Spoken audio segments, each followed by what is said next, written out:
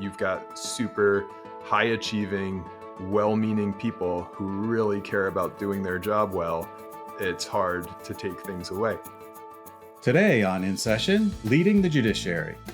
Leidy Klotz, author of Subtract, The Untapped Science of Less, shares how subtracting before adding can create better outcomes, especially when we are clear about what we want to accomplish. Though counterintuitive, Klotz's innovative research proves that subtracting doesn't necessarily mean doing less. Rather, it's an important first step for individuals and organizations that want to improve processes and solve problems. Leidy has also written several research articles, and his work has appeared in journals Nature and Science. And he shared his research on subtraction on NPR's podcast, Hidden Brain.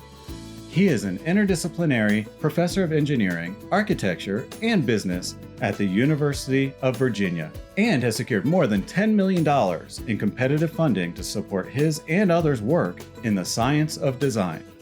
Before joining academia, Leidy played professional soccer.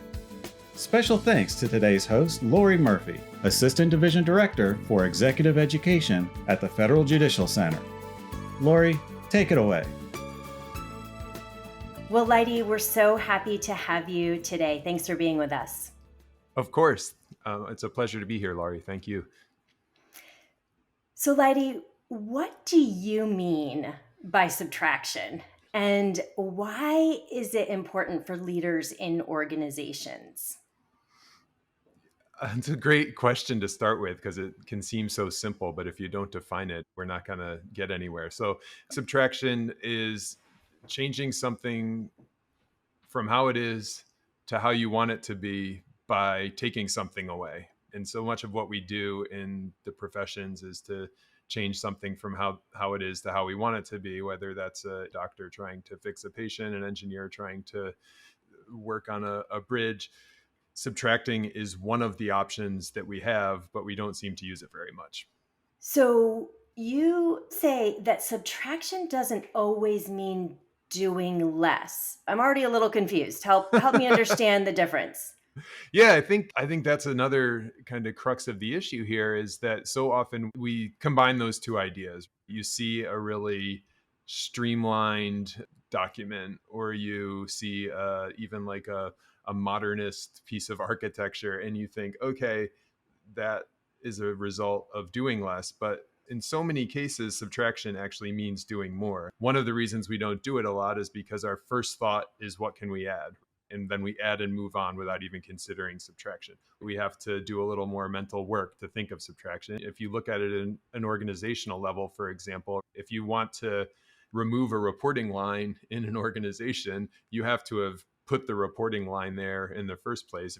There's more steps because you added, and then after doing the adding, you have to do a subtraction. And so I think it's really great to bring up right from the top that no, this isn't doing less. And most of these subtractions that bring you to something that is preferable to where you were are actually taking more cognitive effort and more physical steps, but it's worth it in a lot of cases. I want to build on that for a moment. You said that we often don't even consider subtracting. How did you notice that?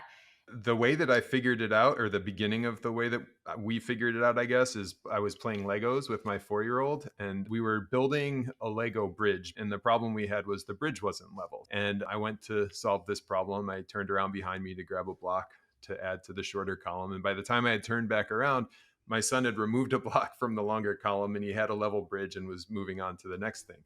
And we since did a lot of studies with 3 other really smart researchers to show what happens to people is what happened to me in that moment, which is this thing that I wanted to make better. I wanted to have a level bridge. And my first thought was to think, hey, what can I add to this? And if my son wasn't there, I would have added and moved on and never even considered this whole other class of options. We studied it in a lot of different contexts to become pretty convinced that that was the way that our minds are approaching this. I wonder, Leidy, is this a function of being an adult?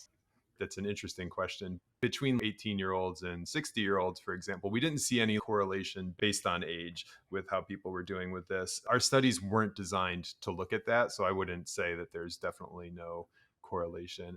As adults, you get to a certain age and you've acquired a lot of knowledge. And you say in the book, we spend more time acquiring knowledge than distilling it. Mhm. So is subtraction a necessary part of distilling what we know? And how do you recommend we do that? I think it's probably the most powerful place we can use it in our mindsets, right? If we can think of things that are things that we've always held to be true and then realize that, oh no, we should subtract those from our mental models because, education scholars study this and they actually describe it as constructivism.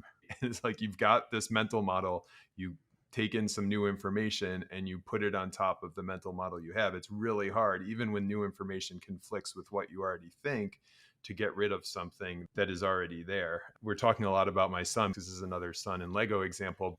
He's a Santa Claus believer. And when he got Legos from Santa Claus for Christmas 2 years ago, he said, "What the heck is this?" I said, "What do you mean you asked for Legos?" And he said, "Yeah, but Santa Claus can't make Legos. He only has the wood and the things in his workshop." And I said, "Oh, yeah, yeah, yeah. But I mean, for Legos, Santa, he just works directly with Amazon." And and my son was like, "Oh, great, let's move on." And I mean, we all don't kind of do it to that extent, but that is our tendency, is to, instead of subtracting something from our mental model, we kind of massage it to make it work with the new information.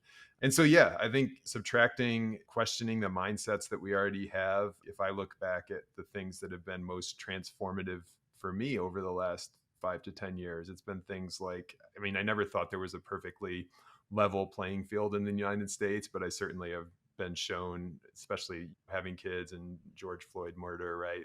You see my kid walking into school and you see some other kid walking into school and realize that no, they don't actually have even close to an equal playing field. And that's sad, but it's also powerful to recognize it because it gives you things that you can work on. So I think questioning the things that you believe deeply, but then also just kind of controlling the input of information. I mean, it's so easy to produce information now. And this is what an amazing example of taking advantage of all the ways that we can get information across. So now it's like we're doing this interview talking about a very specific thing for a very specific audience that's directly related to their work. And that's probably time well spent. You can even kind of multitask while listening to this. But so much of the information that's out there is just designed to steal your attention, and not only for the time that it's stealing your attention, but then 3 hours later when you're thinking about the cat video or whatever that you clicked Right. on, and maybe that's what you want to do, but if it's not, then that's kind of distracted. So really paying attention to what information we allow in. And then I think that goes with leaving time to distill, because I know for myself, when I started looking at this research on how we process stuff and how much information we accumulate, I was like, well, maybe I don't need to run on the treadmill while watching the news while listening to a podcast. And it was well meaning. It was like, I need to know what's going on with the news. I want to listen to this podcast because it's cool information. But running was my time where I could process things. So just being aware of that and leaving space for the processing, for the distilling, I think could go a long way. And what comes to my mind is getting rid of a bit of the noise so Mm. that we can focus on the signal. Hmm. Yeah, I think that's a pretty common theme with subtraction, is that people will say, well, Leidy, what should we subtract? Should I subtract this podcast, that podcast? I don't know. I don't know which is the one that's aligned with your goal. And that gives Mhm. you clarity on what you could take away and what you should keep. I want to dig in a little bit to the judiciary and the Yeah, awesome. judiciary's culture. It seems that there are a few barriers within the judiciary and perhaps other organizations, but certainly the judiciary, challenges maybe. One is that when we add things, people tend to notice. Hmm. And when we subtract, not all the time is it noticed. Hmm. Another challenge that we suffer from in the judiciary is, well, this is the way we've always done it. And a third challenge is that very often the thing that we might subtract is actually the thing that someone feels tremendous ownership over. Right. Maybe they created it, and they might have even created it decades ago. Hmm. When you consider those aspects of our culture, how can leaders encourage those that they lead to consider subtracting while not feeling a sense of loss, while feeling acknowledged and even celebrated for doing good by subtracting? Hmm. I think building it into the process is the straightest answer to that. What I mean by building into the process is, I think you're exactly right. It's not noticed. You've got super high achieving, well meaning people who really care about doing their job well. It's hard to take things away. So, what if in your annual review process, for example, it was said, okay, what are the three things you're doing? What are the three things you're currently doing that you're going to stop doing to clear space for this? Then now you're supposed to do it. It helps with the noticing because there it is written right on the paper. And so I think building it into the process is the fundamental principle there, right? And you can think about that at the level of annual reviews. You can think about the level of to-dos and stop doing. So if every time you think about your to-do list, you also think about stop doings, that's going to go a long way to making sure that you don't forget subtractions that could be helpful. And maybe even kind of balancing out that information in with distilling time. Right? It's like for every hour of podcast that I listen to, I'm going to set aside 5 minutes afterwards to just kind of process it and see how it aligns with what I already think and if there's anything I need to subtract from my thinking based on the new information. But the key is making it a process and not relying on yourself in the moment to think of subtraction, because you might not think of it, and also building into the process makes it acceptable and visible and a way to show that you're doing your job. So when you talk about process, are you also talking about looking at maybe something that has been going on for a while and Yeah. stepping back and saying, gee, if we were to start this today, how would we go about it? Would we have all these steps? Would it look the same as it does now? Yeah, this wasn't in my book, but it's an example that I've encountered in my travels since. The company is Sana. I mean, like any company, big organization, they have a lot of meetings, and their approach to it was to have a meeting doomsday. And this is written up really nicely on the internet by the person who ran the study at their company. And it does exactly what you're talking about. It changed the calculus from like going through every meeting to say, okay, do we need this? Do we need that? And now you're making all these decisions to like, okay, let's just clear the slate. And now the calculus is, do we need this? They immediately started to think about which ones they could add back in, but it totally flipped things around from do we want to subtract to do we want to add, which is a different question. And they saved, I'm going to not remember the exact number, but it was double-digit hours per month per Wow. employee that they saved. And again, I think what's cool about that, everybody is trying to do something about meetings, I imagine, but this was kind of really just flipped the framing around to say, hey, do we need this in the first place? Budget constraints are a big issue in the Mm-hmm. judiciary as elsewhere, and I hear a lot. I heard it last week, as a matter of fact. We need to do more with less, and Yeah, I that's don't think that. I think you're talking about almost the exact opposite. that's like such an engineer thing. That's what we that's what we think of as doing less, is like just efficiency, and it's the opposite, because maybe doing less is the goal. You said in your book, clarity on what could be a good subtraction is having a really clear idea of what you want the end state to be. Mhm. So, what does that look like in an organizational setting? And this is from one of my favorite books by Chip and Dan Heath about switch, how to change. And they talk about having clarity on the vision. And they've got, I think it's Southwest Airlines. Some employee said, I had this great chicken sandwich, and wouldn't our flights be so much better if we had these chicken sandwiches on our flights? And Southwest Airlines had this very clear vision of, we are going to be the low cost airline. Maybe if an airline had the goal to like provide the best experience while they're on the airplane, then the chicken salad sandwich would make sense. But it didn't make sense in terms of that vision. And so it became something that you would take away. And it ends up being a really cool example, because it's easy to think of like things that are bad in all situations. Those, of course, are things you want to take away. But the chicken salad sandwich, it's like, no, that's good, but it's not good for our situation. It's not good for our vision. So having that clear vision is really important. Another example, Marie Kondo is very reliant on the vision, and she gets people to get rid of all this clutter that they've always had. And one of the things that she does is really force people to have a vision of their clean space in mind. And then if you fail to subtract something, you're going to lose that clean space, and you're focused on that instead of focused on the t-shirt that you haven't worn in 5 years. So it's the same basic principles. You've got this really clear idea of what the end state is going to be. It becomes easier to see that these specific subtractions are in service of that. And it sounds like that might actually take some of the pain of Mm-hmm. subtraction away, even for the owner of the thing that might be subtracted.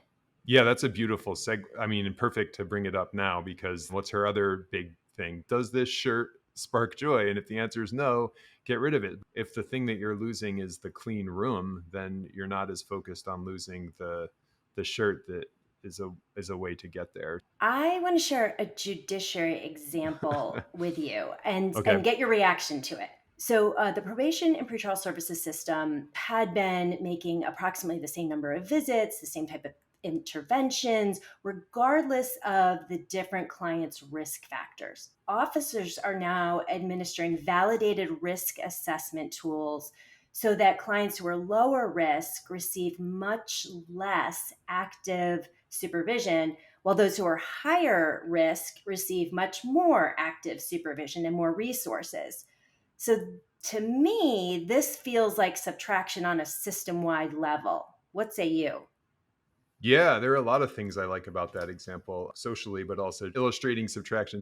I also think it's a nice illustration of add and subtract. People will always be like, Leidy's trying to get us to subtract things. It's like, yeah, I want to remind you to subtract things, but it's not that I think adding is bad. It's a great way to solve some problems, right? It's just not the one we tend to think of that without my help. So you're doing both here, but nicely illustrates how these are complementary ways to solve problems. And instead of thinking of these as in opposition, you can only add or only subtract. And if you do one, you can't do the other. It's no, if adding is an option here, then hey, maybe subtraction is an option too.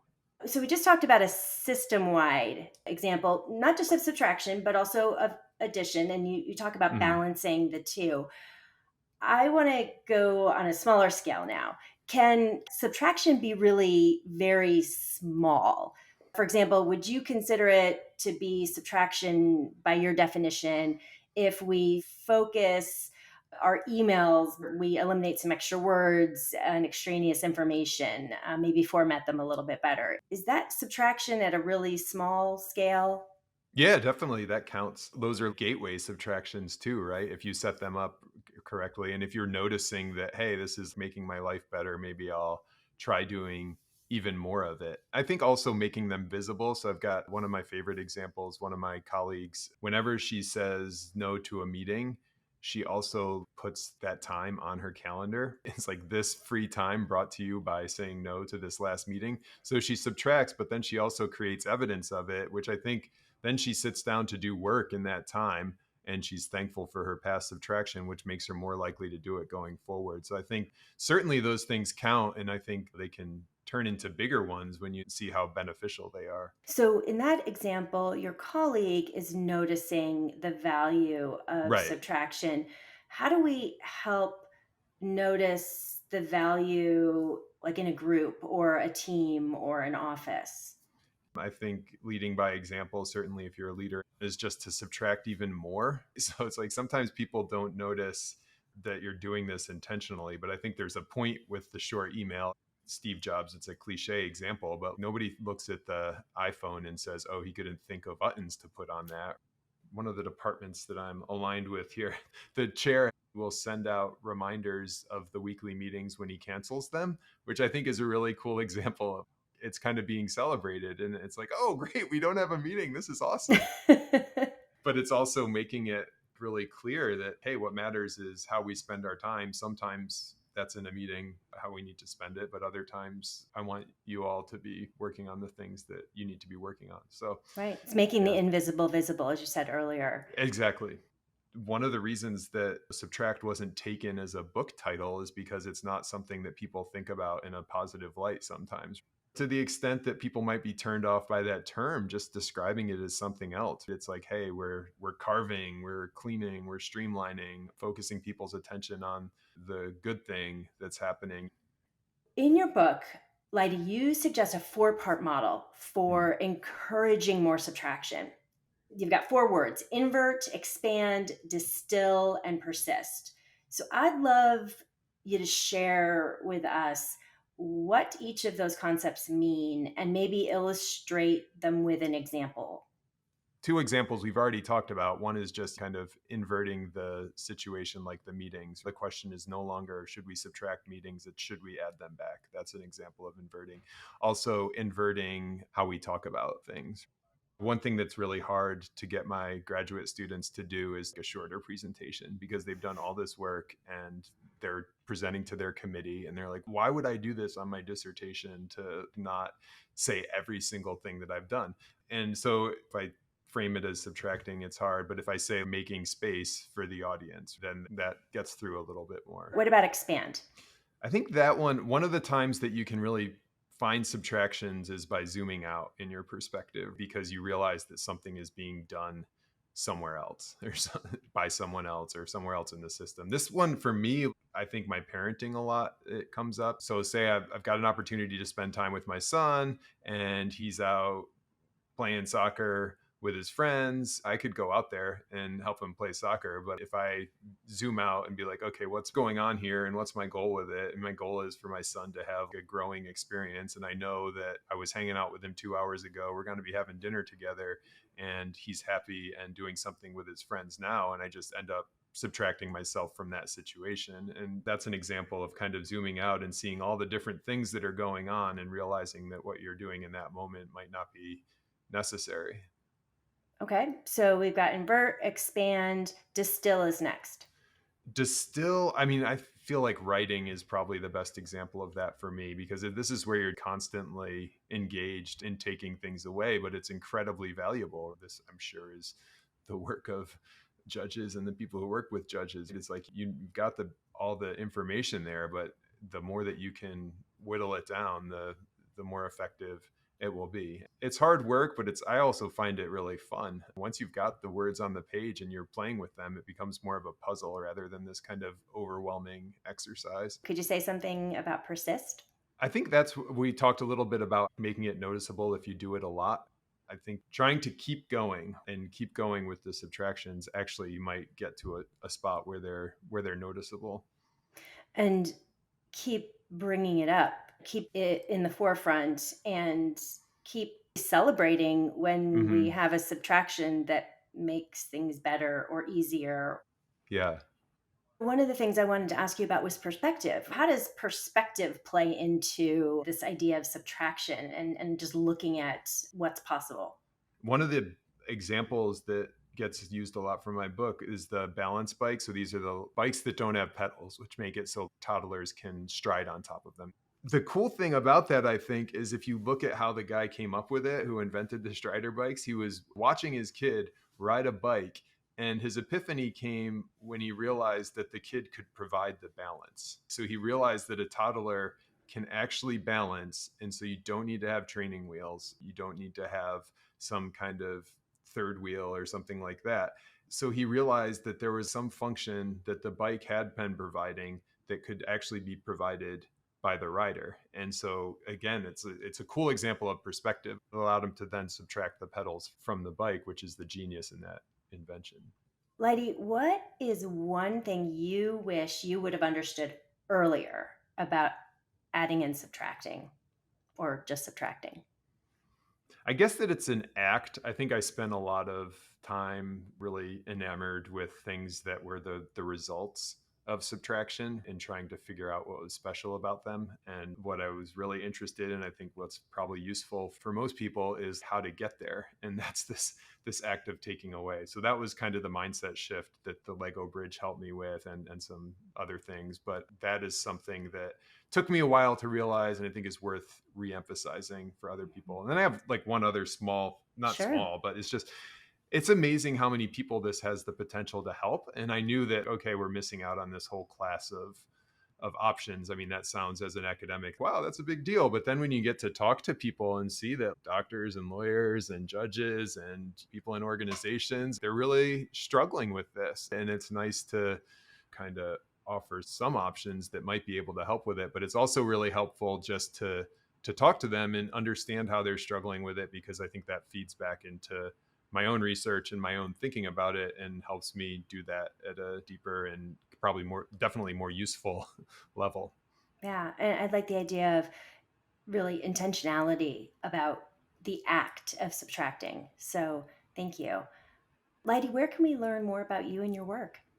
My parents gave me a good Google name. So I mean, the book has all the best kind of consolidated information, but I have a website, leidyklotz.com. And if you Google me, you can see kind of the latest stuff that's going on. Leidy, this was just a really interesting conversation. I'm not sure what I would have subtracted, but I am grateful that we got the chance to talk. Well, that's why we have editors, right? So good job, Lori. It was just a pleasure to do. And I really appreciate the work you do and the work that your listeners do. So thanks for having me. Thanks so much.